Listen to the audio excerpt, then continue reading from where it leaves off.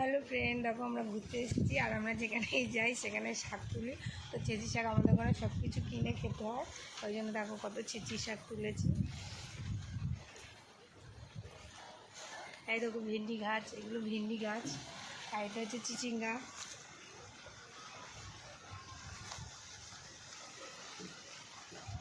তো এই শাকগুলো এবার কিনে নিয়ে যাবো আমরা। দেখো কত সুন্দর, ভাজা করে খাবো। এই একটা কুমড়ো দেখো, এই যে পাতার আড়ালে। ভালো কুমড়ো হয়েছে, ওই কুচিমা কেটে দিল, এটা অনেক কুমড়ো হয়েছে। আর এটা হচ্ছে বরবটি গাছ।